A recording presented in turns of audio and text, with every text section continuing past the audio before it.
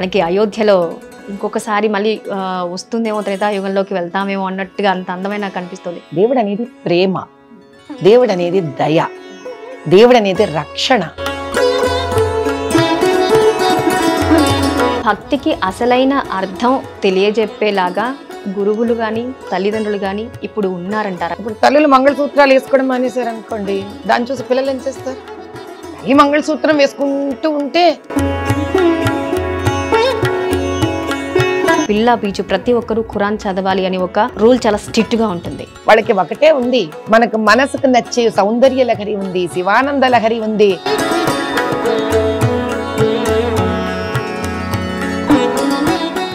నమస్తే, welcome to max TV Telugu. ఈ మధ్య కాలంలో డిజిటల్ మీడియాలో ప్రభంజనం సృష్టిస్తున్న ఒక స్త్రీ శక్తి రూపం మనకు కనిపిస్తూ ఉంది. ఎక్కడ ఏ డిజిటల్ మీడియా ఓపెన్ చేసినా తన వాగ్ధాటి ప్రవాహం మనకు కనిపిస్తూనే ఉంది, వినిపిస్తూనే ఉంది.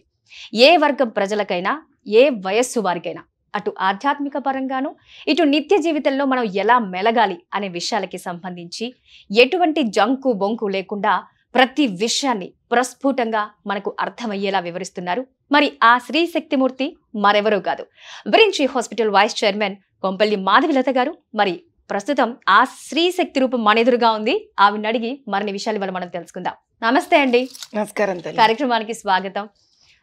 మాధవిలత గారు, మిమ్మల్ని బాగా ప్రీవియస్ డేస్లోకి ఒక్కసారి తీసుకెళ్తే చాలా మోడర్న్గా మాకు కనిపించేవాళ్ళు. ఇప్పుడు నిజంగానే ఒక ఆది పరాశక్తి మా ఎదురుగా ఉన్నట్టుగా అనిపిస్తుంది. ఇంత డ్రాస్టిక్ చేంజ్ ఏంటి, అదొక్కసారి తెలుసుకుని మిగిలిన విషయాలు కూడా మేము తెలుసుకుంటాం. మోడర్న్ అంటే ఏంటి? ఎలాంటి మోడర్న్ గా మీకు నేను కనిపించాను, అది ఇంపార్టెంట్. బహుశా మీకు గుర్తులేదేమో, అది కూడా నేనే చెప్పేస్తాను మీకు. నేను అప్పుడు కూడా చీరలోనే ఉన్నాను, అప్పుడు కూడా ఎర్రబొట్టే పెట్టుకునేదాన్ని, అప్పుడు కూడా గాజులు ఉండేవి నా చేతికి, అప్పుడు కూడా కాళ్ళకు పసుపు ఉండేది నాకు. తేడా ఏమిటి అని అంటే, అప్పుడు అంటే ఒక వివాహం అనంతరం, ఇది వివాహానికి ముందు కాదు, వివాహం అనంతరం అందరూ నా అంత ఆధ్యాత్మిక చింతనతో కానీ, నా అంత సనాతన ధర్మాన్ని ఒప్పుకొని ముందుకు వెళ్ళే మనస్తత్వం ఉండేవాళ్ళు ఉండాలని రూలు లేదు. కానీ నాకు సనాతన ధర్మం ఏంటి అని అంటే, వివాహం ముందు తండ్రి మాట వినడం, వివాహం అనంతరం మా వారికి నచ్చినట్లు ఉండడం. ఇది నాకు తెలిసిన సనాతన ధర్మం. ఆయన కొంచెం మోడర్న్గా ఉండడం ఇష్టపడతారు. ఆయనకు నచ్చినట్టుగా చేసిన ఒక తాత్కాలిక మార్పులలో నేను జుట్టుని అప్పుడప్పుడు వదిలేసుకోవడం, లైట్గా క్లిప్ పెట్టుకోవడం లాంటివి చేశాను. ఆ జర్నీని కూడా నేను అండర్గో అయ్యాను కాబట్టే దానిలోని యువతకు ఉండే ఆకర్షణ, దాన్ని వాళ్ళు ఎందుకు ఇష్టపడతారు, అలా ఎందుకు ఉండాలని అనుకుంటారు అనేది కూడా తెలుసుకునే ఒక చక్కటి అవకాశం బహుశా కాలం నాకు ఇచ్చింది. కానీ నేనుగా నేనెవరు అని అంటే, నాది అలా నా స్టైల్ కాదు అది. కానీ మా వారికి నచ్చినట్లు కూడా ఉండడం కూడా నా ధర్మమే. ఒక కాలం పాటు ఆ ధర్మాన్ని కూడా నేను పాటించాను. అప్పుడు నాకు అర్థమైంది, అంటే వారి కోసం నేను అలా ఉన్నా అందులో ఏంటి కనిపిస్తుంది ఆడపిల్లలకి మోజు, ఎందుకు అలా వాళ్ళు ఇష్టపడతారు అలా ఉండడం అని. తద్వారా నేను తెలుసుకున్నది ఏమిటి అని అంటే, కాలం మారుతున్న కొన్ని వేషధారణలు మారుతాయి. ఎంత లేదన్న ప్రభావం పిల్లలపైన ఉంటుంది. కాబట్టి మనము ఎప్పుడు ఎక్కడ ఏ ప్రాంతాన్ని బట్టి ఎలా ఉంటున్నాం, బి రోమన్ ఇన్ రోమ్ అంటారు. అంటే దాని అర్థం ఏంటంటే, ఇప్పుడు మనం దేవాలయాలకు వెళ్తున్నాం అనుకోండి, పెద్దలు, పూజ్యులు, మఠాధీశులు, సన్యాసుల దగ్గర వెళుతున్నాం, ఇంట్లో ఏదో పూజలు జరుగుతున్నాయి, నోములు, వ్రతాలు. ఇలాంటప్పుడు మనం ఎలా ఉంటాము అనేది ఒక ముఖ్యమైన విషయం. అలాంటప్పుడు జుట్టు విరబోసుకోవడం అనేది ఆ స్థలానికి అక్కడ అది సరిపోదు కాబట్టి అక్కడ మనం ఆ ధర్మాన్ని ఆచరించాలి. ఇప్పుడు మీరు ఒరిజినల్గా సనాతన ధర్మం వరకు వెళ్ళిపోతే కనుక జుట్టు విరబోసుకోవడం అనేది ఎప్పుడూ సరికాదని అంటారు. ఎందుకు అని అంటే దానికి ఒక కారణం ఉంది. అది కూడా నేనే నేర్చుకున్నాను, నాకెవ్వరూ నేర్పించలేదు. సనాతన ధర్మంలోని ప్రతి ఒక్కటి తల్లిదండ్రులు ఇలాగ ఉండాలి, అలాగ ఉండాలని చెప్పిన వాళ్లే. కానీ ఎందుకు ఉండాలి అనేది చాలా మందికి ఎంత తెలియదు, మా అమ్మ నాన్నకు కూడా అంతే తెలియదు. లక్షణకరం అనే పేరు మీద వాళ్ళు చెప్పారు, నేను విన్నాను. కానీ ఒక కాలం తర్వాత నేనే అర్థం చేసుకున్నది ఇలా ఎందుకు అని తెలుసుకున్నాను. పూర్వం ఆడపిల్లలు రోజు పూజా పునస్కారాలు చేసుకునేవాళ్ళు, ఇప్పుడు లేదు. కానీ చిన్న వయసు నుంచి ప్రతి ఇంట్లో ఇది అందరూ హైందవ ధర్మంలో ప్రతి ఒక్కరూ చేసుకునేవాళ్ళు. తద్వారా మగవాళ్ళు కూడా అలాగే పూజా పునస్కారం ప్రతి హైందవ ధర్మంలోని ప్రతి ఒక్కరికి ఉంది. ప్రతి కుల వృత్తుల వారికి ఉంది. ఆ శక్తి ఇక్కడ నిగూఢమై ఉంటుంది మీకు. అందుకు వాళ్ళకి శిఖ ఉంది. ఆడపిల్లలకు జడ వేసుకోవడం కానీ ముడి వేసుకోవడం కానీ ఉంది. ఎందుకంటే తద్వారా శక్తి అక్కడ నుంచి వెళ్ళిపోకూడదు అని ఆ శక్తిని అక్కడ పట్టుకొని ఉంటుంది. ఆ శక్తి అక్కడ పట్టుకొని ఉండడం చేత అది మనలో మాత్రమే ఉండి మనకి ఇంకా తేజస్సుని కానీ ఇంకా ఒక నెక్స్ట్ లెవెల్ ఆలోచించగలిగిన శక్తిని కానీ దేన్నైనా ఎదుర్కోగలిగిన ఒక ఆత్మస్థైర్యాన్ని కానీ స్త్రీలకు కానీ పురుషులకు కానీ సరిసమానంగా ఇస్తూ ఉండేది సనాతన ధర్మంలో విధి విధానం. ఇంత చెప్పేవాళ్ళు, ఎక్స్ప్లెయిన్ చేసేవాళ్ళు, ఇది ఎందుకు చేసుకోవాలని చెప్పేవాళ్ళు లేరు. ఎందుకంటే మన దగ్గర ఉన్న ఒక చిన్న పొరపాటు ఏం జరిగింది అనంటే, అని మీరు పొరపాటే అనండి, ఒక అలవాటే అనండి, మనకు పొద్దున లేచినప్పటి నుంచి రాత్రి పడుకునే వరకు జీవితంలో ఎన్ని మంచి విషయాలు ఉన్నాయండి. ఇన్ని మంచి విషయాలు వెనక ప్రతి దానికి మీరు సైంటిఫిక్గా దానికి ఒక ఎక్స్ప్లెనేషన్ ఇచ్చుకుంటూ వెళితే ఒక జీవిత కాలం సరిపోదు.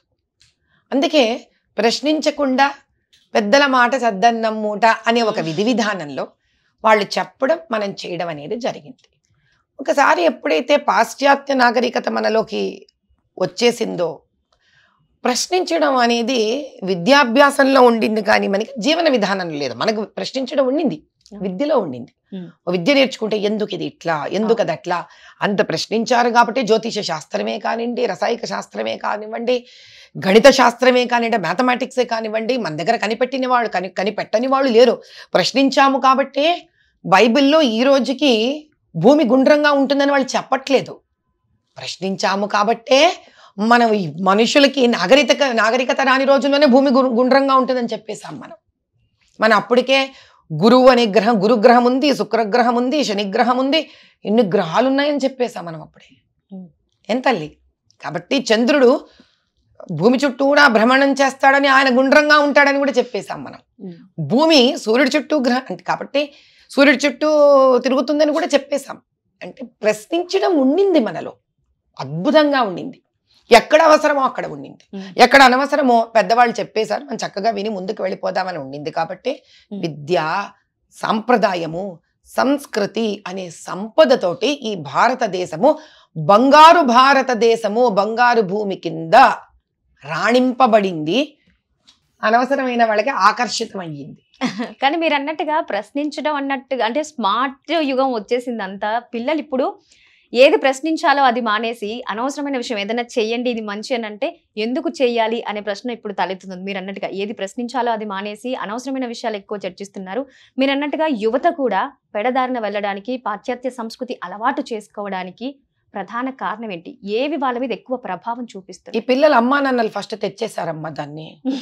మన పిల్లల్ని అనకూడదు. ఎందుకంటే ఏది కూడా రాత్రిరే మారిపోదు. అర్థమైందా? ఇప్పుడు తల్లులు మంగళసూత్రాలు వేసుకోవడం మానేశారు అనుకోండి, దాన్ని చూసి పిల్లలు ఏం చేస్తారు? మంగళసూత్రాలు వేసుకోవడం మానేస్తారు.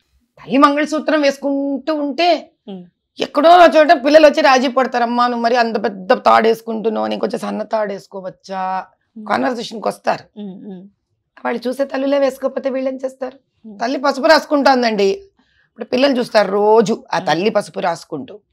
పిల్లలకి రోజు పసుపు రాస్తే కనీసం ఒక పండగ పూట పసుపు రాసుకోవాలని ఒక థాట్ వస్తుంది. అంటే మీరు 100% చేస్తే ఇన్స్పైట్ ఆఫ్ ఎనీ ఇన్ఫ్లూయెన్స్ ఒక 10% అయినా చేయాలనుకుంటారు. ఎందుకంటే అలవాట్లో పొరపాట్లు అలవాటు కింద మారిపోతుంది. మీరు అలవాటు ఇవ్వకపోకుండా సడన్ గా మనకు కావాల్సిన రోజు వాళ్ళు అలా తయారవ్వట్లేదు అంటే కావాల్సిన రోజు వచ్చేది సంస్కృతి కాదు, సాంప్రదాయం కాదు, తరతరాలుగా పాటిస్తేనే అది వెళ్తుంది. సో ఒక జనరేషన్ దాన్ని మానేసింది పాటించడం.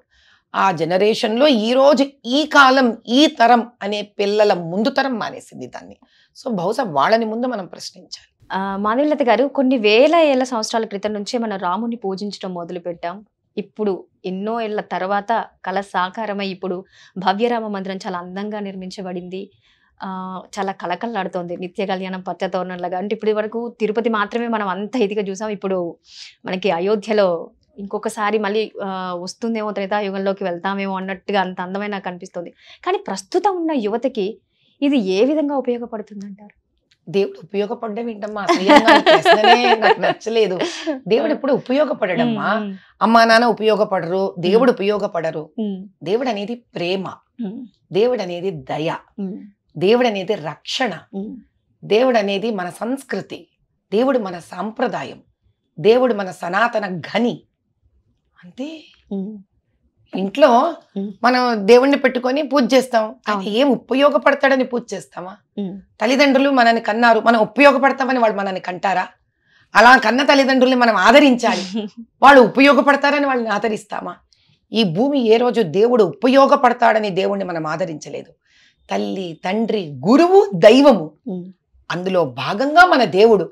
మనలోని ఒక అవయవాన్ని లాగేసుకున్నట్టు మన జీవితంలో ఒక తల్లిని తీసేసుకున్నా, తండ్రిని తీసేసుకున్నా, గురువుని తీసేసుకున్నా, దైవాన్ని తీసేసుకున్నా ఒకే రూపంలో మనం బాధపడతాం. కాబట్టి అలా బాధపడ్డ మనసులకి మన దేవుడు తిరిగి వచ్చేసాడు. అలా వాళ్ళకి అర్థం అవ్వాలి అని అంటే వాళ్ళ జీవితాల్లో ముందు దేవుడు ఉండాలి కదమ్మా ఈ తరానికి. పాపం అలా వాళ్ళ జీవితంలో దేవుడు ఉన్న ఈ తరం పిల్లలందరికీ కూడా రామచంద్రుడు వచ్చాడు అని రామచంద్రుడి నాదము, నినాదము అసలు ప్రపంచ స్థాయిలో వినిపించేటట్టు బహుశా నా ఉద్దేశంలో ఈ తరం పిల్లలే ఎక్కువగా ఆనందించుంటారు జనవరి 22. ఎందుకంటే నేను వెళ్ళాను ప్రత్యక్షంగా. నేను పాత బస్తీలో సుమారు పొద్దున 8:30-9 మొదలైన నా ప్రయాణం రాత్రి 1:30-2 వరకు తిరుగుతూనే ఉన్నాను. అసలు ఈ తరం, ఈ యువతనే ఆ పండుగని దేదీప్యమానంగా రోడ్ల మీద ఎంత నినాదాలతో జెండాలు వేసుకొని జరుపుకున్నారు. కాబట్టి ప్రతిసారి పాప ఈ కాలం పిల్లల్ని ఈ తరం అనడం అంత బహుశా మనకే భావ్యం కాదు. ఎందుకంటే వాళ్ళ భక్తి కొంచెం అల్లరితో కూడింది, వాళ్ళ భక్తి కొంచెం రంగులతో కూడింది. అంతే తప్ప కొంచెం ఒక తరం ముందుగా శాంతంగా కూర్చొని ఒక భజన చేసే తరం కాదు వాళ్ళది. ఎందుకంటే అలా కూర్చోపెట్టి వాళ్ళతో చేయించలేదు ఎవ్వరు. అలా చేయిస్తే వాళ్ళు కూడా చాలా ముద్దుగా ముచ్చటగా కూర్చొని అలా వాళ్ళు భజన చేస్తూ రామనామ సంకీర్తన చేసి ఆ తర్వాత వాళ్ళదైన విధి విధానంలో అలా బైకుల మీద అరుచుకుంటూ వెళ్ళి, జెండాలు ఎగిరేసుకుంటూ వెళ్ళి, పటాకీలు కాల్చుకుంటూ వెళ్ళి, మనకు అది కావాలి ఇది కావాలి. కానీ భక్తికి అసలైన అర్థం తెలియజెప్పేలాగా గురువులు కానీ తల్లిదండ్రులు కానీ ఇప్పుడు ఉన్నారంటారా? మీరు అన్నట్టుగా దేవుడు ఉపయోగపడడం ఏంటి అంటే ఏదైనా పండగలు పబ్బాలు వచ్చినప్పుడే ఆ రోజున మనకి దేవుడు గుర్తొస్తాడు. అప్పుడే మనకి ట్రెడిషనల్ వేర్స్ అన్ని బయటకు వస్తాయి, ప్రతి ఫోన్లో స్టేటస్ కనబడుతుంది, డీపీలు మారిపోతాయి. ఆ తర్వాత మళ్ళీ అంటే నిత్య జీవితంలో దేవుడు ఉంటేనే మన జీవన ప్రయాణం అనేది జరుగుతూ ఉంటుంది. అది ఆ ఒక్క రోజు కాకుండా ప్రతిరోజు మననం చేసుకోవాలి, ఇది నిత్య కృత్యం అనే విషయం ఇప్పుడు వాళ్ళకి అర్థం అయ్యేలాగా ఎలా బోధించాలి, ఎక్కడ మార్పు రావాలి? ఫస్ట్ ఆఫ్ ఆల్ ఈ రోజు పిల్లలకి ముందు 1-2 తరాలు కూడా వెళ్ళిపోతాను ఈసారి. నేను కేవలం ఒక్క తరం కాదు, ఈరోజు ఉన్న పిల్లల ముందు తరం, ఆ ముందు తరం హైందవులందరూ చేసిన చాలా పెద్ద పొరపాటు. ఈ విషయంలో చెప్పాలంటే చాలా ధైర్యంగా నేను బ్రాహ్మలనే దూషిస్తాను. ధైర్యం ఉన్న వాళ్ళ వెనమనండి విషయం.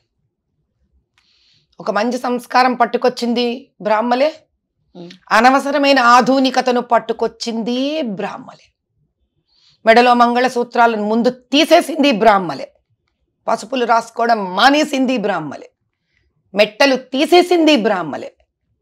పిల్లలకి పూజా పునస్కారం నేర్పిస్తే వాళ్ళు ఎక్కడ చాదస్తంగా తయారయ్యి సోకాల్డ్ మోడర్న్ ఎడ్యుకేషన్ నేర్చుకోరేమో అని మొదలుపెట్టింది బ్రాహ్మలే. నాకు దీని తర్వాత కమెంట్స్ వస్తాయని కూడా తెలుసు. నాకు భయం లేదు, నాకు నిజంగా భయం లేదు. అనవసరమైన ప్రేమ వివాహాలను ఇండ్లల్లో తల్లి కానీ తండ్రి కానీ ముందు తరం వాళ్ళు కానీ ఎంకరేజ్ చేసింది బ్రాహ్మలే. ఫ్రీడమ్ అంటే ఏంటో విచిత్రమైన భాష తాత్పర్యం ఇచ్చింది బ్రాహ్మలే. పిడికిలి మంది బ్రాహ్మలు ఎప్పుడు ఉంటారమ్మా. వీళ్ళు తనను తాను లెఫ్టిస్ట్లని, అదేదో బాబు నాకు అసలు అంత డెఫినేషన్లు కూడా రావు కానీ ఎడపెడ వాళ్ళకి నోటికి వచ్చినట్టు వాడేస్తారు. కమ్యూనిస్టులు అంటారు, లెఫ్టిస్టులు అంటారు. వీళ్ళందరూ ఏంటంటే ప్రాచురణలోకి, అంటే if you are not trying to become famous then you start dividing and you start spoiling it. దీన్ని పాపము మార్చడానికి ఇంకో సెట్ ఆఫ్ బ్రాహ్మలు ఉంటారు. వాళ్ళ పాప కొంచెం ధైర్యం తక్కువ ఉంటుంది వాళ్ళకి. వాళ్ళు కొంచెం చెప్పడానికి జంకుతారు, బెంకుతారు, భయపడతారు. వాళ్ళు రోజు ముక్కు నేల గీసుకున్నట్టు వాళ్ళు తపన పడుతూ ఉంటారు. కానీ ఏమవుతుందంటే తల్లి ఇంత పాల కుండలో ఒక్క చుక్క విషం చాలు తల్లి దాన్ని పాడు చేయడానికి. సో పాలకుండ పాటి కష్టం ఒకళ్ళు పడుతుంటే ఆ ఒక్క విష బిందు వేయడానికి ఇంకో సెట్ వాళ్ళు రెడీగా ఉంటారు. వీళ్ళు చేసిన గొప్ప పని ఏమిటి అంటే జన్యధారణ, పొడుగు, ద్వికాల సంధ్యలు, త్రికాలం వదిలేయండి, ద్వికాల సంధ్యలు చేయడం మానిపించేయడం, అగ్ని కార్యాలు మానిపించడం. మీకు ఈ సాత్వికం ఎప్పుడైతే మారిపోతుందో, ఈ సాత్వికం ఎప్పుడైతే ఉండదో 10 మందికి మంచి చెప్పే బ్రాహ్మడు మారిపోతున్నాడు కదా తల్లి. ఇప్పుడు పాపం జనరల్గా మిగతా వాళ్ళకి బ్రాహ్మడు ఆదర్శప్రాయుడు, ఒక బ్రాహ్మణ స్త్రీ ఆదర్శప్రాయురాలు. వాళ్ళు కనుక ఆధునికత్వాన్ని ఆలింగనం చేసుకుంటూ, అంటే సపోజ్ నేను ఆఫీస్కి వెళ్తున్నాను, అయితే ఏంటమ్మా ఆఫీస్కి వెళ్తే ఏంటి, నేను పొద్దున ఒక అరగంట ముందు లేచి దేవుడికి దీపం పెట్టి నేను కూర్చొని లక్ష్మీ సహస్రనామమో లేకపోతే లలిత సహస్రనామమో చెయ్యక్కర్లేదు. ఆ ఇంట్లో లేచి దీపం పెట్టి పంచ ఉపచారాలు చేసి ఆ వండిన టిఫినే తీసుకెళ్ళి అక్కడ నేను నైవేద్యం పెట్టి, అటు భర్త అటు పిల్లలు స్కూళ్ళకి వెళ్ళిపోయే ముందు అక్కడ అందరం నిలబడి హారతి తీసుకొని ఎవరి పనులలో వాళ్ళు డిస్పర్స్ అవ్వలేమా? పోనీ ఆ తినే టిఫిన్ క్యారియర్లే కట్టేసి దాని ముందు పెట్టేస్తే అయిపోయాగా దేవుడి ముందు. పిల్లలకి భార్య భర్త పిల్లలందరూ ఏమనుకుంటారు, ఇటువంటి ప్రసాదం భగవంతుడి ముందు మా అమ్మ ఎందుకు పెడుతోంది అంటే రోజంతా నేను రక్షించబడాలి. So you are injecting in to them a culture. స్త్రీ పూనుకోవాలి దీనికి, దానికి భర్త సహకరించాలి. ఇటు వీళ్ళల్లోనూ లేదు, అటు వాళ్ళల్లోనూ లేదు. ఎందుకు లేదు? భక్తి అనే దాంట్లో పడితే వీళ్ళకి చాదస్తం వస్తుంది. ఎవరి డెఫినేషన్ వాళ్ళు ఇచ్చేశారు. సరే, మనం ఇంత మోడర్నైజేషన్ అంటే మన ఉద్దేశంలో సనాతన ధర్మాన్ని డిస్కనెక్ట్ చేయడం. అదే మరి ఎందుకు ఈ రోజుకి మీరు ఏ ఇన్స్టిట్యూషన్లో కన్నా వెళ్ళండి, even institutions like AIIMS and IITs, ముస్లిం పిల్లలు ఈ రోజుకి అక్కడ నమాజ్ చేస్తారు. ఈ రోజుకి క్రిస్టియన్ పిల్లలు సండేలకు అక్కడ చర్చిలకు వెళ్ళిపోతారు. ఈ రోజుకి అక్కడ వాళ్ళు ఎవరైనా దొరుకుతారా కన్వర్ట్ చేసేద్దామా అని పాప పిచ్చి పిల్లలు, వాళ్ళకేం తెలుస్తుంది, ఎదురు చూస్తుంటారు, వాళ్ళని వెతుక్కుంటూ ఉంటారు. లేదా హిందువుల పిల్లలు ఎవరైనా డిప్రెస్డ్గా కనిపిస్తే టక్కన పట్టుకోవడానికి రెడీగా ఉంటారు. ఇదే స్కూళ్ళకి వెళ్ళే ఆడపిల్లలు నా పక్కన ఉన్న ముస్లిం అమ్మాయి బుర్కా వేసుకొని వస్తుంది కానీ నాతో సరిసమానంగా చదువుకుంటోంది అని చూసుకోదు. ఈ పిల్ల చాలా మోడర్న్గా ఉండడం ఈ పిల్ల గొప్పతనం అనుకుంటోంది. కానీ ఇంతే చదువు ఇంకొక పిల్ల పక్కన చదువుకుంటే ఆ పిల్ల నమాజు చేసుకుంటోంది, ఆ పిల్ల బుర్కాను వేసుకుంటోంది. మరి వాళ్ళకి ఎందుకు రావట్లేదు? మరి వాళ్ళ దృష్టిలో ఏంటి మోడర్నైజేషన్ అంటే? ఏమైపోయినా ఆదివారం చర్చికి వెళ్ళే వాళ్ళకి ఏంటి మోడర్నైజేషన్ అంటే? మరి మనకేంటి మోడర్నైజేషన్ అంటే? మరి వాళ్ళని ఒకళ్ళు తీసుకెళ్తున్నారు కదా, ఈ పిల్లని ఎవరు తీసుకెళ్ళారు గుళ్ళకి గోపురాలకి? ఇంట్లో ఆ దీపం పెట్టడం మరి ఎవరు నేర్పించాలి? ఈ రోజు పిల్లలకు వాళ్ళ అమ్మా నాన్న నేర్పించలేదు, ఆ అమ్మా నాన్నకు వాళ్ళపైన అమ్మా నాన్న నేర్పించలేదు. మనకి దురద 2-3 తరాలుగానే స్టార్ట్ అయిందమ్మా, స్టార్ట్ అయింది. నిజంగానే మీరు అన్నట్టుగా మాధవి గారు, ఒక ముస్లిం ఖచ్చితంగా జీవితకాలంలో ఒక్కసారైనా మక్కాకి వెళ్ళాలనే ఒక ఆచారం ఉంటుంది. అందులో ప్రతి ఒక్కరు ఆడ మగ తేడా లేకుండా పిల్ల పీచు ప్రతి ఒక్కరు ఖురాన్ చదవాలి అని ఒక రూల్ చాలా స్ట్రిక్ట్గా ఉంటుంది. ప్రతి ఒక్కరు కూడా మీరు అన్నట్టుగా బైబిల్ చదువుతారు, అది ఏ వయసు వారైనా. కానీ మనకెందుకు భగవద్గీత గురించి అంత, అంటే అది కేవలం ఒక ఆధ్యాత్మిక గ్రంథం, సెల్ఫ్లో మనకి ఎవరైనా వస్తే కనిపించే ఒక డెకరేషన్ ఐటమ్ లాగా మాత్రమే ఉండిపోయింది. ఎందుకు అనంటే మీరు భగవద్గీత తీసుకోకలేదు తల్లి, లలితా సహస్రనామం చేసుకోవచ్చు, విష్ణు సహస్ర. మనకున్న అదృష్టం ఏంటంటే వాళ్ళకి ఒకటే ఉంది, అవును, మనకి ఎన్నో ఉన్నాయి. మనకు మనసుకు నచ్చే సౌందర్య లహరి ఉంది, శివానంద లహరి ఉంది. అంటే హైందవ ధర్మం ఎంత గొప్పదంటే ఎవరి మనసుకు ఏది నచ్చితే ఆ నచ్చిన ఆహ్లాదంగా ఆనందంగా రోల్ మోడల్ తీసుకునే భగవత్ స్వరూపాలు మనకున్నాయి. ఏదైనా చేయొచ్చు, హనుమాన్ చాలీసా ఏదన్నా చేసుకోండి. మీరు చేయడానికి చాలా ముఖ్యమైన విషయం ఏమిటి అని అంటే, మన దగ్గర ఈ పద్ధతులను ఎవరెవరైతే అవలంబిస్తారంటే, గుళ్ళో ఒక పురోహితుడు ఉన్నాడు, ఆయన, అతని కుటుంబము, అతని పిల్లలు, భార్య, వీళ్ళకు భోజనం దొరుకుతుందా లేదా, వీళ్ళు సుభిక్షంగా ఉన్నారా లేదా అని అక్కడ ప్రాంత ప్రజలు చూసుకోవాలి. అలా చూసుకున్నప్పుడు అతని బాధ్యత ఏంటి? ఇక్కడ నా దగ్గర ఇంతమంది ఉన్నారు హైందవులందరూ, వాళ్ళ ఇండ్లకు వెళ్ళాలి.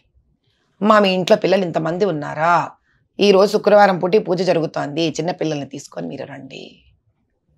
వాళ్ళు ఆ పని చేస్తారు. తెలుసా మీకు ఈ సంగతి? క్రిస్టియన్స్ మత ప్రచారం ఉందా? ఉంది. మరి మనకేది మత ప్రచారం? వాళ్ళకు ఒక డీల్స్ ఉంటాయి అక్కడ. అలా మనం కూడా మీరన్నారే పండక్కో పబ్బానికో వెళ్ళో 10 రూపాయలు 20 రూపాయలు పళ్ళల్లో వేస్తామని, అలా మనం 100 గుళ్ళకు వెళ్ళక్కర్లేదు. మన ఇంటి దగ్గర ఉన్న మన గుడి ఎంత కావాలమ్మా ఒక బ్రాహ్మడి పోషణకి భోజనానికి? ఎంతసేపు ఆ బ్రాహ్మడు ఆ ఇల్లు గడిచేనా అని చూసినప్పుడు అక్కడికి ఆగిపోతాడు ఆయన, ఆ గురి పురోహితుడు. అదే అక్కడ ఉన్న ఒక 20 కాపురాలు 30 కాపురాలు 50 కాపురాలు ఆయన పోషణ అంటే ఏముందమ్మా, 2 పిల్లలేగా అనుకుండేది. నెలకు తలా ఒక 100 రూపాయలు వేసుకున్నారనుకోండి, అయిపోదా తల్లి? 200 రూపాయలు ఖర్చు పెట్టకుండానే ఉన్నామా మనం అందరం? నిజంగా జీవితంలో ఎప్పుడు ఓ పర్సు పోగొట్టుకోవడం కానీ, ఓ చెత్త సినిమా చూసి 300 రూపాయలు ఖర్చు పెట్టడం కానీ, హోటల్ పోయి భోజనం చేసి అబ్బాయి ఏంటి అంత అసహ్యంగా అది భోజనం ఏమీ బాగలేదు అనుకోవడం కానీ చేయలేదా?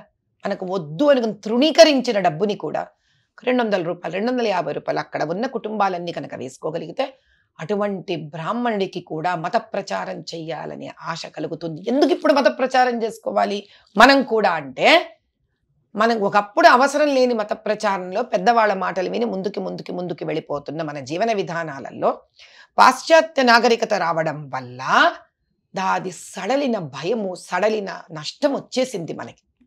కాబట్టి ఇప్పుడు మనం కూడా కలియుగ ధర్మాన్ని పాటించాలి. ఎప్పుడూ లేని మత ప్రచారం మనం చేసుకోవాలి. ఆ మత ప్రచారం ఆయా స్థానాల్లో వాళ్ళకు తోచిన విధానంగా వాళ్ళు చేసుకోవచ్చు. ఇదే నేను చేస్తున్నాను ఇప్పుడు. ఎలా చేస్తున్నాను అనుకున్నాను? నిన్న కూడా 4 గుళ్ళు తిరిగాను.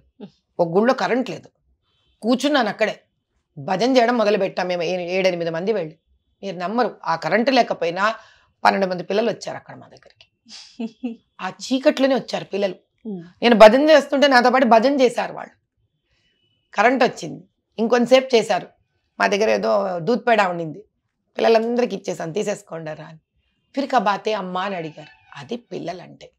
వాళ్ళన 24 గంటలు దూషించి, ఎందుకంటే మన భుజాల మీద ఉన్న మన బరువుని తోసడానికి ఒక నోరు లేని జీవి కావాలి, అది పిల్లలు. అది ఈ తరం. వేసేయండి, ఎంత వేస్తారో వేసేయండి వాళ్ళ మీద. అందుకే వాళ్ళు అంతా పనికి రాకుండా తయారవుతున్నారు.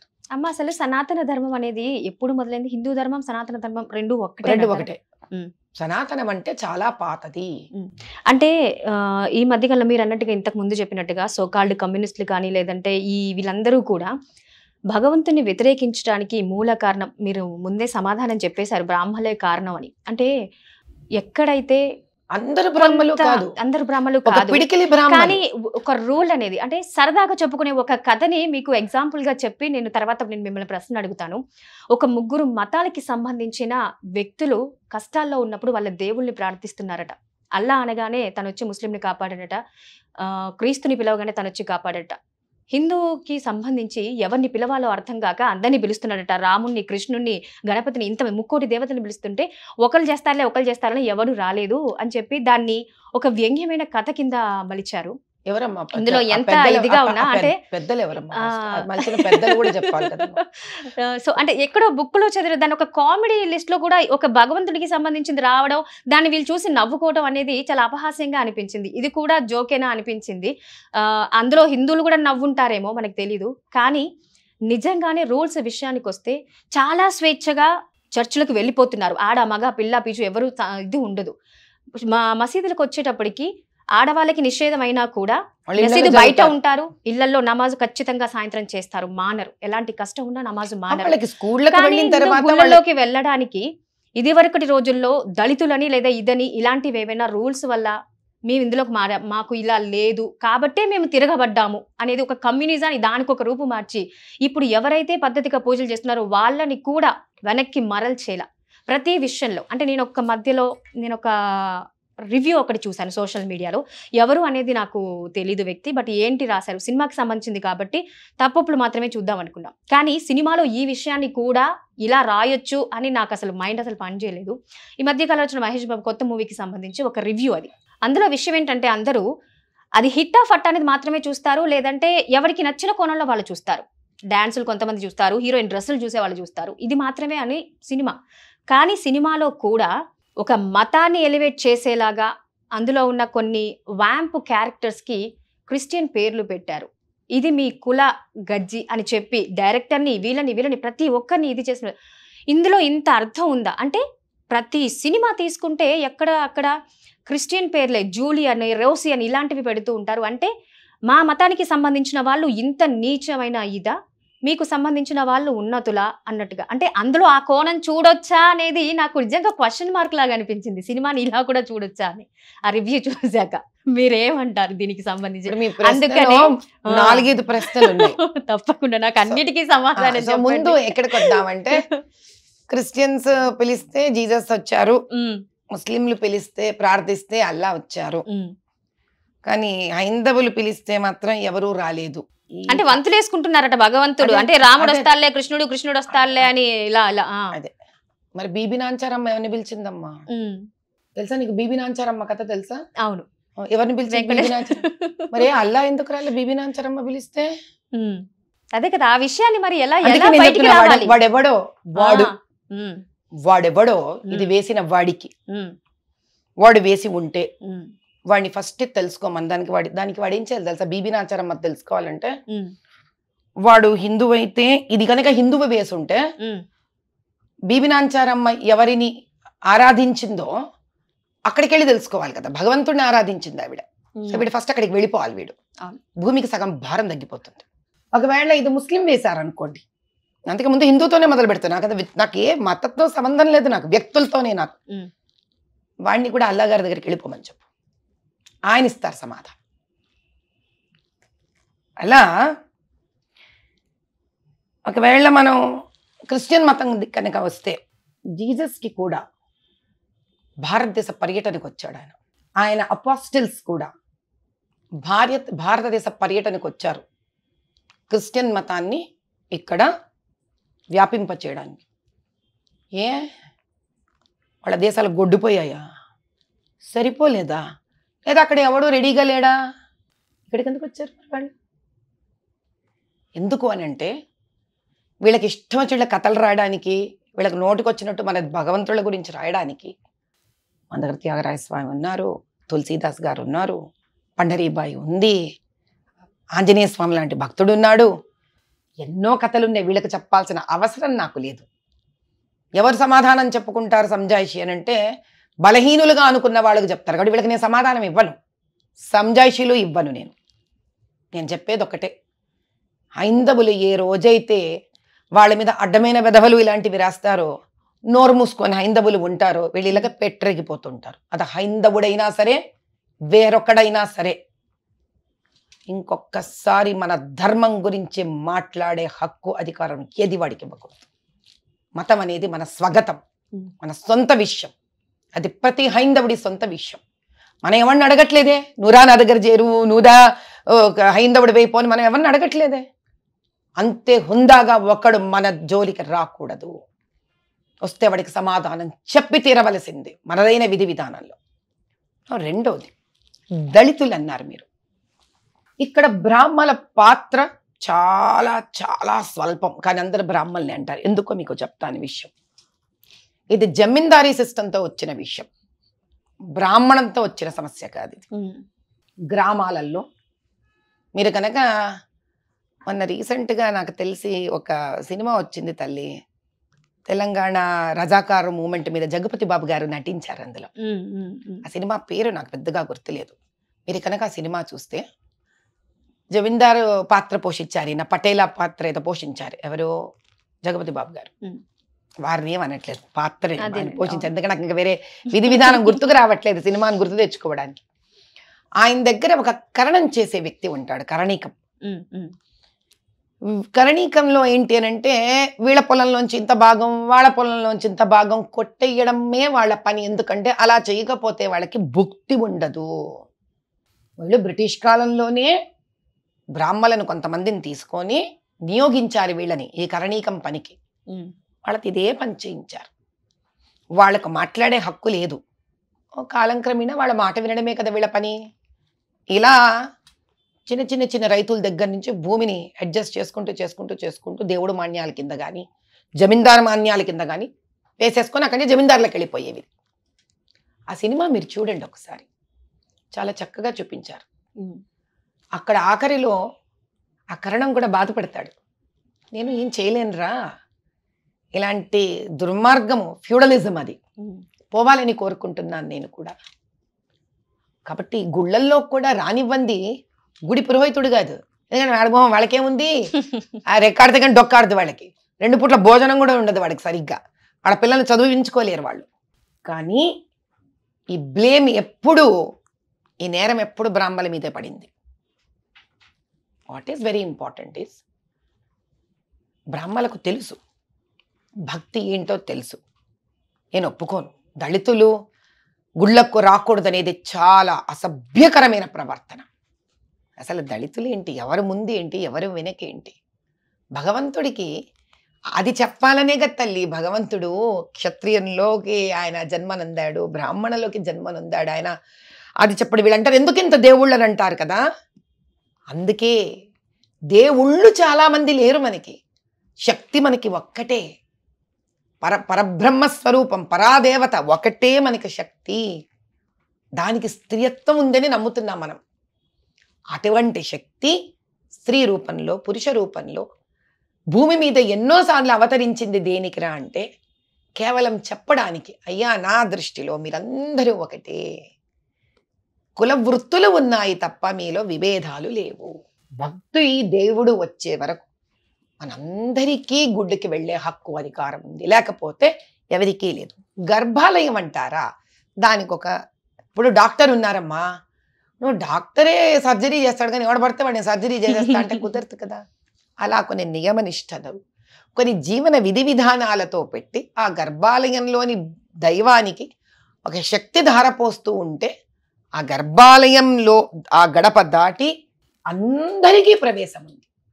ఆ గర్భాలయంలోకి బ్రాహ్మడైనా అందరికీ ప్రవేశం లేదు. తరతరాలుగా కొంతమంది ఆ నిష్టలు నియమాలను వాళ్ళు ఉల్లంఘించకుండా పాటించాలనే నియమంతో ఏర్పడబడ్డాయి. వాళ్లకు తప్ప నేను బ్రాహ్మణ స్త్రీని, అలా నేను లోపల వెళ్ళడానికి నాకు లేదు, నా పిల్లలు ఎవరో వెళ్ళడానికి వీలు లేదు. ఇది బ్రాహ్మణత్వానికి కేవలం సంబంధించింది మాత్రమే కాదు. కానీ నేను నిలబడిన ఏ చోటనైనా అందరికీ నిలబడే హక్కు ఉంది. అందరూ నిలబడకపోతే నాకు నిలబడే హక్కు లేదు.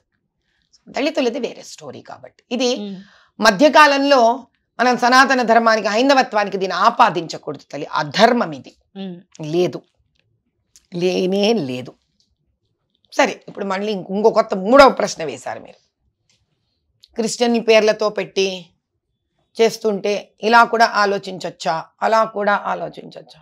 ఈ సోకాళ్ళు క్రిస్టియన్స్ అందరూ క్యాబరే డాన్సర్కి మీరన్న ప్రశ్నలో క్రిస్టియన్ పేరు ఉంది, మరి హిందూ పేరు క్యాబరే డాన్సర్కి ఉన్న సినిమాలు లేవా?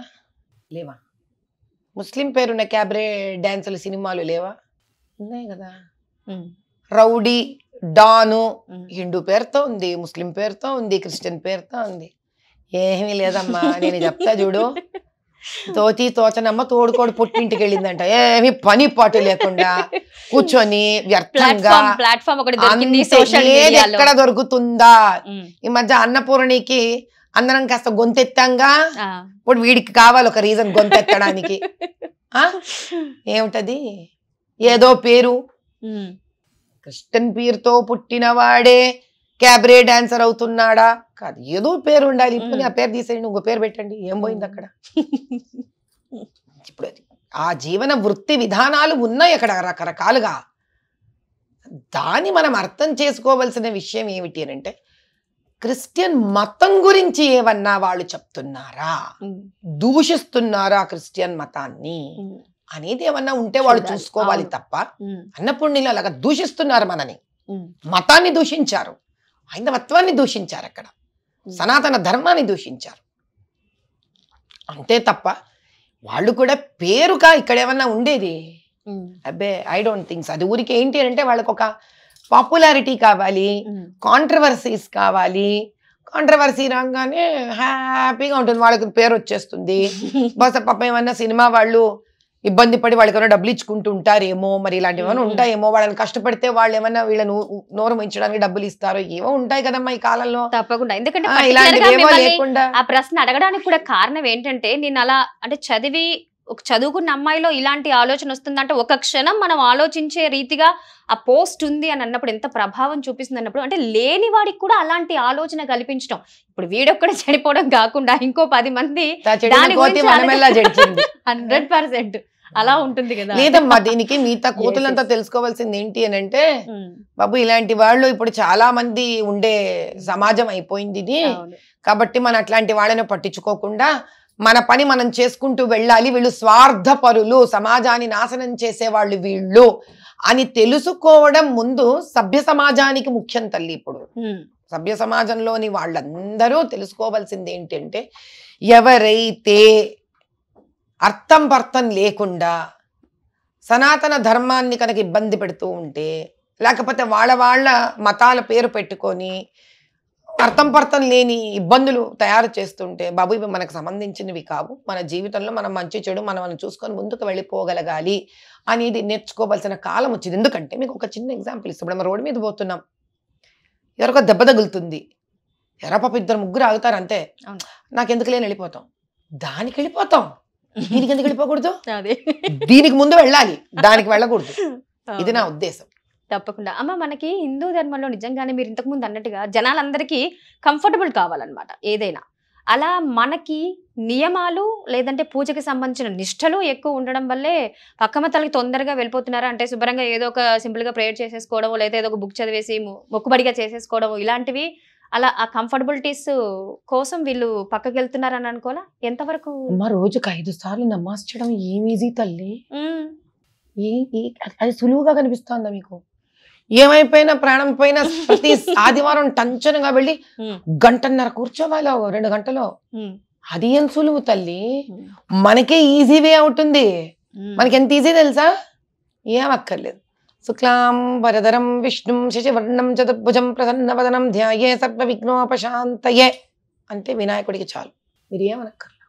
దీపం పెట్టి శుభ్రం చేసుకొని ఆ చిన్న గదిని దీపం వెలిగించి ఈ మాటని, యా వినాయక నాకు బుద్ధిని నాయన, శ్రద్ధని నాయన, పెద్దల పట్ల గౌరవించే ఒక సన్మార్గాన్ని చూపించు నాకని ఈ 3 ముక్కలు అడుక్కొని, వినాయకుడికి ఏమి ఇష్టమో పాపం బెల్లం ముక్క పెడితే తృప్తి పడిపోతాడు, అని ఒక అట్టిపండు పెడితే తృప్తి పడిపోతాడు. మన దేవుళ్ళకి తృప్తి చాలా తొందరగా వస్తుంది తల్లి.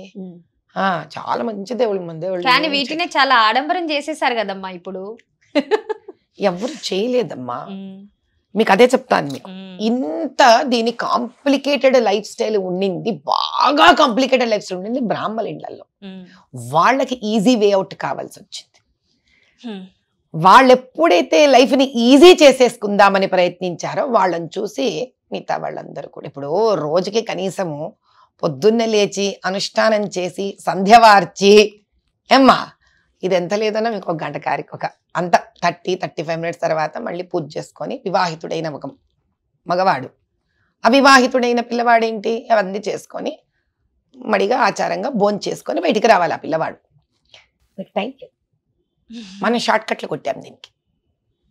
మరి షార్ట్ కట్లు కొట్టినప్పుడు తద్వారా చూసేవాడు ఇంకో షార్ట్ కట్ కొడతాడు, ఇంకా షార్ట్ కట్లు కొడతాడు, ఇంకా షార్ట్ కొడతాడు. అంటే ఈ సిస్టమ్ అనేది వేరే మతాలకు లేదు, వాళ్ళందరికీ ఒకటే సిస్టమ్ ఉంది. వాళ్ళకి వాళ్ళందరూ 5 సార్లు నమాజ్ చేయాలి, లేకపోతే ఆదివారం వెళ్ళాలి. మనకి అలా కాదు. ఇక్కడ బ్రాహ్మడికి కఠినమైన స్థానాన్ని ఇచ్చి, నువ్వు ఇంత కఠినంగా కఠోరంగా తప్పదు, నువ్వు ఉండవలసిందే, ఎందుకు నీ పని లోక కళ్యాణార్థం ఇవి చేస్తూ ఉండడమే అని ఇచ్చారు. అటువంటి బ్రాహ్మణ్ణి కనుక మనం పోషించి ఉండింటే, అటువంటి బ్రాహ్మడికి కనుక అడక తినే పరిస్థితి రాకుండా ఉండింటే, అటువంటి బ్రాహ్మడికి కనుక ఇవన్నీ పోషిస్తున్నందుకు పిల్లల పెళ్లిళ్ళు చేయడం కానీ, ఆ వేదం నేర్చుకుంటున్న పిల్లలకు కానీ వివాహం అవ్వడం అనే సమస్యలు కనుక రాకుండా ఉండుంటే ఆ బ్రాహ్మడిది పోషిస్తూ ఉండిండేవాడు. అలా చూసిన బ్రాహ్మడిని మిగతా వాళ్ళందరూ కూడా శ్రద్ధగా భక్తితో ఒక సత్యయుగంలాగా, ఒక ద్వాపర యుగంలాగా, ఒక త్రేతాయుగంలాగే కలియుగం కూడా ఉండేది. ఎప్పుడైతే బ్రాహ్మడు తన భోజనానికి, తన ఇల్లుని గడుపుకోవడానికి, తన సంసారాన్ని చూడడానికి బయటికి రావాల్సి వచ్చిందో, ఇవన్నీ చేస్తూ బయటికి రావడం సాధ్యపడలేదు. ఎందుకంటే అవన్నీ తయారైంది ఒక బ్రాహ్మడు బయటికి వెళ్ళి ఉద్యోగం చేసుకోవడానికి కాదు. అవన్నీ తయారైంది బ్రాహ్మడు వాటిని పోషించడానికి కోసం. అలా సనాతన ధర్మాన్ని పోషించిన బ్రాహ్మణ్ణి వేరొకళ్ళు పోషించడం కోసం. ఎప్పుడైతే ఆ పోషణ పోయిందో, వేద పోషణ పోయిందో, లోక కళ్యాణార్థం చేసే యజ్ఞయాగాదుల పోషణ పోయిందో, వాళ్ళు బయటకు వచ్చేసారు. అందరూ బయటకు వచ్చేసారు. అంతే కదమ్మా. ఇప్పుడు your teacher is your role model. ఓ రకంగా టీచరు బ్రాహ్మడు, గురువు బయటకు వచ్చేసాడు. ఎవరిని చూసి మనం నేర్చుకోవాలా, అతను బయటకు వచ్చేసాడు. అందరూ బయటకు వచ్చేసారు. ఎందుకు బయటకు వచ్చాడు అతను? ఇవి కారణాలు. ఇది తీగలాగితే దొంగ కదులుతుందమ్మా. నేను దొంగ కదిల్చడానికి భయపడే వ్యక్తిని కాదు కాబట్టి మీరు ఇలా వచ్చి నన్ను ఇలా లాగిస్తున్నారు అంతే. పర్వాలేదు, ఎందుకంటే బయటికి రావాలి, చాలా మందికి విషయాలు తెలియాలి కాబట్టి. ఎందుకంటే ఇలా ఒకరు ఏదైనా కమెంట్ చేయగానే అవును కదా నిజమే అంటే ఆ కింద ఇంకెంత డెప్త్ ఉంది, దాని రూట్ ఏంటి అనేది తెలుసుకోకుండా పైన ఒక ఎండిపోయిన ఆకును మాత్రమే చూసి గేలి చెయ్యకూడదు అనేది నా ఉద్దేశం కూడా. నమ్మకానికి మూఢనమ్మకానికి తేడా ఏంటమ్మా అసలు? ఈ మూఢనమ్మకము ఎంతవరకు మీరు అన్నట్టుగా సనాతన ధర్మం మీద ప్రభావం చూపిస్తుంది? చాలా మంది వాళ్ళ స్వార్థం కోసం తయారు చేసినవి ఎన్నో మూఢనమ్మకాలమ్మా. లేకపోతే మూఢనమ్మకాల్లో మీకు పెద్ద మూఢనమ్మకాలు అనేవి నేను నమ్మను కాబట్టి నాకు పెద్ద గోచరంగా నాకు స్ఫుటంగా కనిపించేవి ఏమిటి, ఎందుకు ఎవరితో ఎందుకు మావే అంటే నేను బ్రాహ్మణ స్త్రీ కాబట్టి చిన్నప్పుడు ఒంటి బ్రాహ్మడు ఎదురయ్యాడు బయటికి పోకూడదు అనేవాడు. ఎవరికి తెలియదు ఈ సంగతి. నాకు ఎలా తెలిసింది అని అడగండి. మా ఇంటి పక్కన క్రిస్టియన్లు ఉండేవాళ్ళు. లుక్ ఎట్ దిస్, మంచివాళ్ళు, వాళ్ళు నిజంగా మంచివాళ్ళు. పాప అంకుల్ వాళ్ళు చాలా మంచివాళ్ళు. అంటే నేను అనవసరంగా ఏదంటే అవి కమెంట్ చేయకూడదు, కానీ పాప వాళ్ళు ఊర్లలో వినేవాళ్ళు అనుకుంటా. ఇలా ఒక బ్రాహ్మడు వస్తున్నాడు, టక్కన బయటకు వచ్చాడు. ఈయన సోకాళ్ళు క్రిస్టియన్ అంకుల్ ఇలా బయటకు వచ్చాడు. నా చాలా చిన్నతనం. అక్కడి నుంచి బ్రాహ్మణాలు నడుచుకుంటూ వస్తుంటే టక్కన లోపలికి వెళ్ళిపోయాడు. ఈ రెండు నేను చూస్తూ ఉన్నాను అక్కడ. నాకు అర్థం కాలేదు, నేను చాలా చిన్నదాన్ని.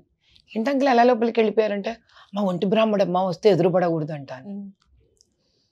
పాప అతనికి తెలియదు లాజిక్. అంటే ఎవరో ఒకళ్ళు ఎక్కడో చోట మొదలు పెట్టి ఉంటారు కదా. ఇప్పుడు ఇదే మీరు సోకాళ్ళు ఇందాక దళితులు అన్నారు కదా, వాళ్ళని అడిగితే వీళ్ళేమంటారు, మేము ఎదురు పడితే బ్రాహ్మణులు బయటికి పోరంట అంటారు. ఇప్పుడు దీన్ని ఎలా సాల్వ్ చేయగలవు చెప్పు నువ్వు ఈ మాటని? మనిషి ఎదురు పడితే అతను ఎదురు పడ్డా ఇతను ఎదురు పడినా ఏమిటి తేడా నాకైతే తెలీదు. నా దృష్టిలో ఇవి లేవు. ఇక్కడ ఏమైందంటే తల్లి మీకు ఒక విషయం చెప్తాను చాలా క్లియర్గా. ఎప్పుడైతే బయట వాళ్ళు వచ్చి మన మీద దండయాత్ర చేశారో ఎవడి వాడు ఇట్లా ముక్కలుగా విరిగిపోయేసరికి వాళ్ళ ఉనికిని నిలబెట్టుకోవడం కోసం నోటికొచ్చిన అవాకులు చెవాకులు ఆ గ్రూప్ ఉంటుంది. వాళ్ళ ఒక ఏమంటారంటే కాంగ్లమరేషన్, ఒక గ్యాంగ్ ఉంటుంది. ఆ గ్యాంగ్ ఒక అధిపతి ఉంటాడు. వాడు చెప్పడం ఆ గ్యాంగ్ దాన్ని పాటించడం, వాడు చెప్పడం ఆ గ్యాంగ్ అని పాటించడం. ఇలా వీళ్ళు ఏం చేశారు అని అంటే ఫస్ట్ నాకు తెలిసి స్త్రీనే టార్గెట్ చేశారు. మనం మూఢన ఆచారాలు చూస్తే స్త్రీవే చాలా కనిపిస్తుంటాయి అక్కడ. ఇది కాక వాళ్ళ ప్రాంతాల్లో ఎవరు వీక్ అయితే వాళ్ళ మీద, ఎవరు వీక్ అయితే వాళ్ళ మీద, వీళ్ళ మీద వాళ్ళు, వాళ్ళ మీద వీళ్ళు, వాళ్ళ పోరాటంలో నెగ్గడం కోసం ఎన్నో అసలు సంబంధం లేని ఆచార వ్యవహారాలను తయారు చేసుకొని వచ్చి వాటిని మూఢనమ్మకాల కింద కూడా మార్చేసుకొని ఇష్టం వచ్చినట్టు అలా బతికి ముందుకు వెళ్ళిపోతోంది ప్రపంచం. అయితే ఏమిటంటే ఇప్పుడు ప్రశ్నించడం మొదలు పెట్టేశాక ఇవి నాకు తెలిసి చాలా ఆగాయి. అది కూడా మనం ఒక రకంగా అంటే అది వచ్చింది వాళ్ళ వల్లే, అది ఈ రోజు ఆగుతున్నది ఒక రకంగా వాళ్ళ వల్లే. లేకపోతే ఇది వరకు మనకి ఈ పిచ్చి మూఢనమ్మకాలు ఆచారాలు నాకు తెలిసి లేదు. అమ్మ నిజంగానే అంటే భక్తికి అసలైన నిర్వచనం అంటే ఏంటి?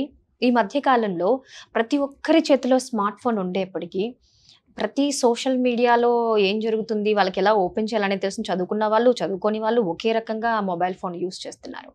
ఏదైనా పండగ వచ్చినా, తిదొచ్చినా, లేదంటే ఇంకేదైనా దగ్గర వస్తున్నప్పుడు కొన్ని మధ్య ఎలిగేషన్స్ అన్ని ఇలా పాస్ చేసేస్తున్నారు. ఏమైనా జరుగుతుంటే రీసెంట్గా జరిగిన ఒక్క ఇన్సిడెంట్ చెప్తాను.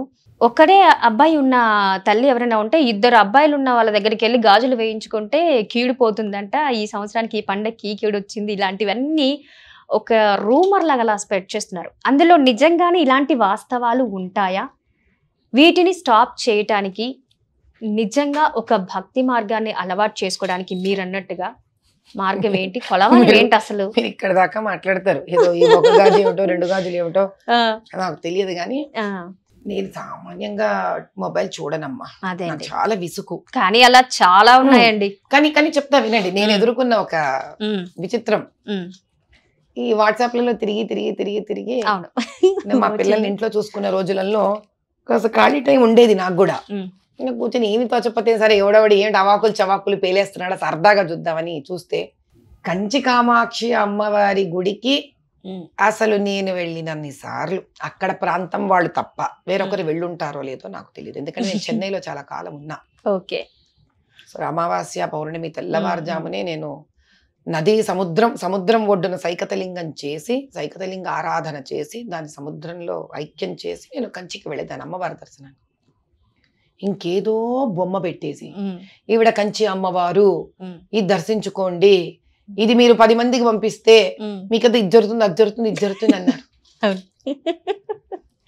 అయ్య బాబోయ్, అసలు నిజంగా పాపం ఏ గ్రామంలో చిన్న గ్రామాలలో ఉండేవాళ్ళు, ఈ మొబైల్ ఫోన్ ఉన్నవాళ్ళు నిజంగా మొబైల్ ఫోన్ అలా పెట్టేసుకొని ఆ ఉద్దేశం మొక్కేసేసుకొని ఈవిడే కంచమ్మవారు అనుకొని దాని కాబట్టి ఫోటో ప్రింట్అవుట్ కూడా పెట్టేసుకొని పూజలు చేసేస్తారేమో. నిజంగా ఎంత దుర్మార్గంగా తయారవుతున్నారంటే మనుషులు తల్లి. శాడిస్టులు అమ్మ వీళ్ళందరూ, మనుషులు కాదు వీళ్ళు శాడిస్టులు. కాబట్టి ఇలాంటి శాడిస్టులు చెప్పే మాటలకి దయచేసి మీరెవ్వరు లొంగకండి. ఇప్పుడు ఆ ఒక్క బిడ్డని కన్నా తల్లి ఏమో ఎందుకు ఒక బిడ్డని కనిందో ఇప్పుడు మనకేం తెలుసు. ఓ బిడ్డని కనింది కదా, ముద్దు ముచ్చటగా వాడు పెంచుకుంటాంది, తీరిపోయింది కదా. వాడికి పుడతారు రేపొద్దున 6 డజన్ మంది పిల్లలు, అయిపోయింది. ఒక్క గాజు వేసుకుంటేనో 2 గాజులు వేసుకుంటేనో దోషం పోయే మాట అయితే మరి పిల్లలు పుట్టని వాళ్ళందరూ ఇన్ఫర్టిలిటీ క్లినిక్లకి ఎందుకు వెళ్ళడం? ఈ 2 గాజులు వేసేసుకుంటే అయిపోతుందిగా. అంతేగా. ఏదమ్మా నేను మీకు చెప్పానా, ఏమి తోచకుండా కూర్చొని టైం పాస్ కి తయారవుతాంది. సో కాబట్టి ఇప్పుడు ప్రతి దానికి ఒక పర్యవసానం ఉంటుంది తల్లి. ఏమ్మా, ప్రతి ఒక్కదానికి ఒక పర్యవసానం ఉంటుంది. మంచి ఎంత ఉంటుందో చెడు అంతే ఉంటుంది. తద్వారా మొబైల్ ఫోన్ నుంచి మంచి వస్తుంది మనకేంటి, మనకి ఏది ఇంపార్టెంట్ వెంటనే ఒక ఇన్ఫర్మేషన్ కావాలంటే మనం సెర్చ్ చేయొచ్చు, దాని గురించి పేపర్స్ డౌన్లోడ్ చేసుకోవచ్చు, చదువుకోవచ్చు. ఇన్ గుడ్ డైరెక్షన్ ఎంతో చేయొచ్చు ఆ మొబైల్ ఫోన్ తోటి. కాబట్టి ఏది ఒక మంచి మాత్రమే ఇవ్వదు, ప్రతి ఒక్కటి మంచి చెడు కలయికతోనే తయారవుతుంది. కాబట్టి ఆ చెడుని మన వరకు రానివ్వకుండా ఆపగలిగే శక్తి భక్తి మార్గం ఇస్తుంది తల్లి. అదే హైందవ ధర్మం ఇచ్చే భక్తి మార్గం. అది శాంతాన్ని ఇస్తుంది. అందుకే we were the first people to start the treaty of non violence. ప్రపంచంలోనే నాన్ వైలెన్స్ ట్రీటీ మొదలుపెట్టిందే భారతదేశం. ఎందుకు? దాని నరంలో హైందవ ధర్మం ఉంది కాబట్టి. ఎవరితో గొడవ పడడమో, యుద్ధం చేయడమో, ప్రాణాలని హింసించడమో, నిజంగా ఆ ప్రవృత్తి మనదైతే మనని పడదాకా ఎన్ని దేశాలు ఎంత హింసిస్తే పోయి యుద్ధం చేసి ఉండేవాళ్ళం కదా. మాకు ఈ సైనికుడు ఉంటే ఏంటి పోతే ఏంటి, ప్రజలు ఉంటే ఏంటి పోతే ఏంటి అనుకునే మనస్తత్వం ఉండేది మనకు అది లేదు. ఆ మన మంచితనాన్ని వీళ్ళు చులకనగా తీసుకొని అలా మన వాళ్ళును వాళ్ళ స్వార్థాని కోసం బయట వాళ్ళును వాడుకోవడం జరుగుతోంది. కాబట్టి ఇప్పటి తరాన్ని నేను కోరుకునేది ఒకటి, దయచేసి ఆ ప్రభావంలో పడకండి తల్లి, పడకండి నాయన. మరి పడకూడదంటే ఏం చేయాలి? పడకుండా ఉండే నిగ్రహ శక్తిని తెచ్చుకోవాలి. అంటే ఏంటి? వెళ్ళండి, మీకు నచ్చిన గుళ్ళకు వెళ్ళండి, మీకు నచ్చే ఏదో ఒక దేవుడు ఎవరో మీ క్యారెక్టరిస్టిక్స్ అంటే మీలాంటి భావనలో ఉన్న ఒక దేవుడిని ఎంచుకోండి, దేవుడు ఎవరో తెలుసుకోండి, 2 భక్తి శ్లోకాలు నేర్చుకోండి, ధ్యానం చేయడం మొదలు పెట్టండి.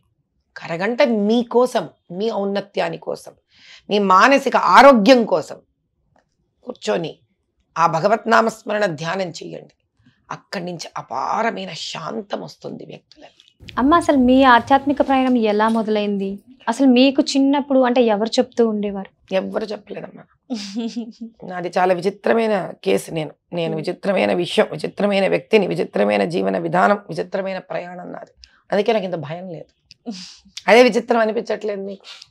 అంటే మనకి 1కి 10 సార్లు ఇంట్లో పేరెంట్స్ ఉండి అది చేయి ఇది చేయి అంటూ ఉంటేనే మనం అందులో సగం చేస్తాం, మిగిలిన సగం వదిలేస్తూ ఉంటాము. అసలు ఎలా? నా భగవంతుడిని నేనే వెతుక్కున్నానమ్మా. ఏంటంటే అది వెతుక్కోవడానికి వ్యతిరేకత మా ఇంట్లో లేదు.